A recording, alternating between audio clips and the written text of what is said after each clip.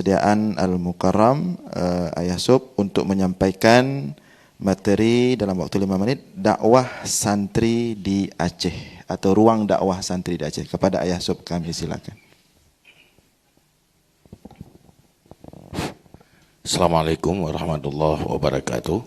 Alhamdulillahirrabbilalamin. Allahumma salli wa sallim ala Sayyidina Muhammad wa ala alihi wa sahbihi ajma'in.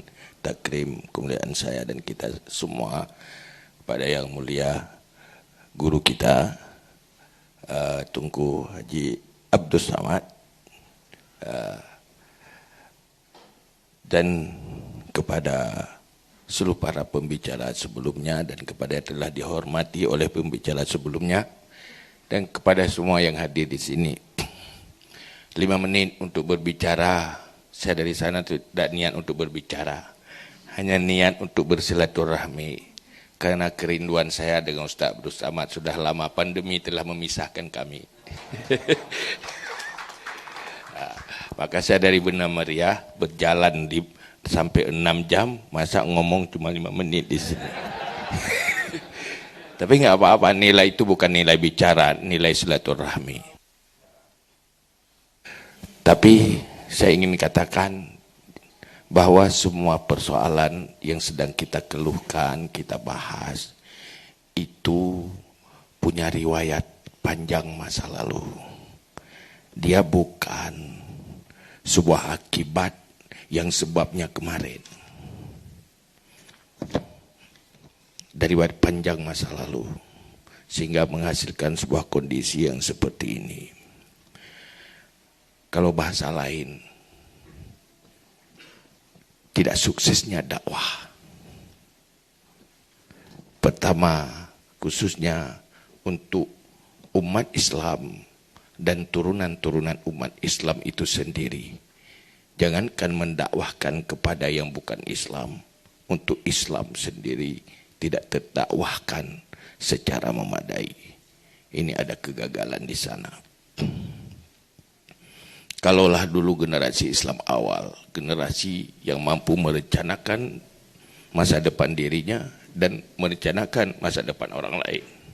Tetapi kita umat Islam dalam kondisi direncanakan orang dan tidak punya rencana yang jelas untuk dirinya sendiri. Lugasnya saya ingin katakan, Aceh yang mendeklarasikan dirinya dengan regulasi syariat, kita belum bisa mengatakan sudah mensukseskan itu. Tentu ini ada masalah.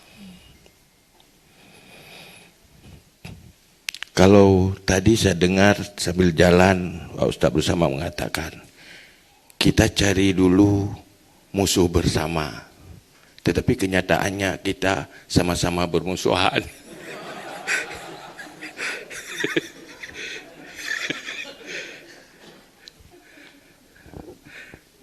Ini yang menjadi masalah.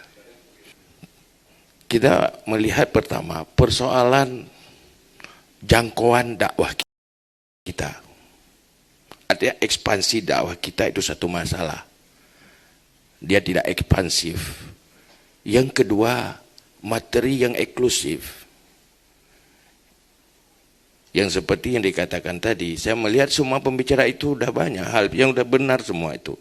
Tapi sudah banyak yang bicara, pasti banyak yang belum terbicarakan. Masa sih persoalan umat, persoalan dakwah ini hanya selesai dibicarakan dalam sebuah forum cuma 2 jam, 3 jam. Apalagi seorang narasumber bicara 5 menit. Itu asal-asalan aja. Ya pasti kan, tidak tersampaikan. Gak mungkinlah terdelivery dengan baik. Tapi dalam hal itu, saya mengatakan, saya ingin berpedoman kepada sebuah hadis Rasulullah saja, bahwa dunia ini akan baik dengan 4 unsur, yaitu ilmunya para ulama, adilnya para umara, sakhwahnya agniya, doa ilfukara. Dalam bahasa itu, di sana butuh kekuasaan yang baik, di sana butuh finansial, di sana butuh pendidikan ilmu pengetahuan, dan di sana juga butuh terperbaikinya rakyat awam. Maka dalam hal itu, Kapan umara itu baik, adil? Apabila sukses didakwahkan.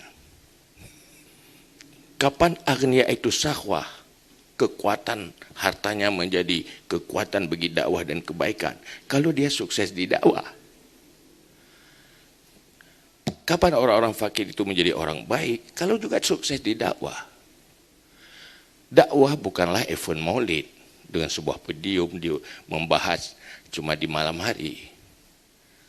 Dakwah lewat lembaga pendidikan, dakwah lewat aktivitas di rumah tangga, kewajiban-kewajiban seorang pembina rumah tangga, dakwah yang berkaitan dengan tetangga dan sebagainya. Ini yang tidak jalan. Kalaulah kita berbicara, sulit sekali menghadapi generasi milenial. Generasi TikTok, dah itu ndak apa lagi nanti. Sulit itu bagi siapa?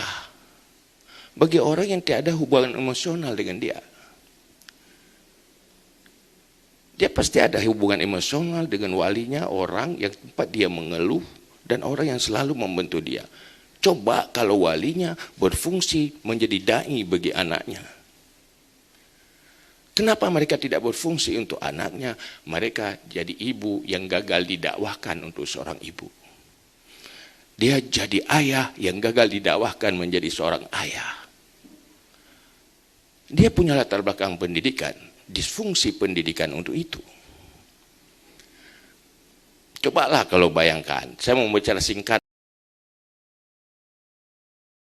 mendeklarasikan 16 tahun lalu mendeklarasikan syariat Islam. Fungsikan dunia pendidikan, syariatkan pendidikan dulu. Bagaimana formulanya, bagaimana bentuknya.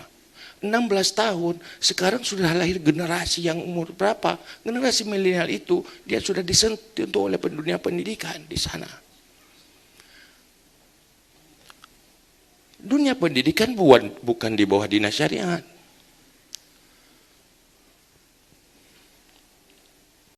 Kenapa dinas pendidikan di bawah kewenangan seorang leader jabatan politis tidak berfungsi untuk mensyariatkannya? Itu kenapa? Jawab sendiri masing-masing. Itu jadi masalah. Itu contohnya. Tidak lagi ruh anggaran dalam kebijakan, tidak ada ruh syariatnya. Ini jadi masalah kan? Itu hanya untuk satu buah pendidikan. Lalu kita bicara, itulah kita mau salahkan leadernya. Kalau mau salahkan dia jadi ke sana itu salah siapa? Gagal dakwah politik. Artinya kita tidak mampu mendakwahkan politik menjadi instrumen untuk melahirkan pengurus-pengurus negeri ini yang baik. Kita harus punya silabus dakwah politik lagi. Begitulah. Maka seperti itulah. Kalau berbicara dunia pesantren, yang dijangkau oleh pesantren berapa persen? Itu pun sebagian pesantren itu bukan pendidikan inisiatif, pilihan, tapi alternatif. Ku bahiru mohi pohadoi, gajo ikulah iglah, kan? Gepudoi kedai copeng, gajo kedai udaya. Udah itu diserang lagi kekerasan di dunia dan daya. Memang yang keras-keras dikirim ke sana. Yang paling bodoh itulah yang nggak naik kelas untuk calon ulama masa depan. Jadi masalah. Maka ini menjadi pemikiran bersama. Jadi kalau saya dari dulu mengatakan, musuh bersama kita ya kejahilan.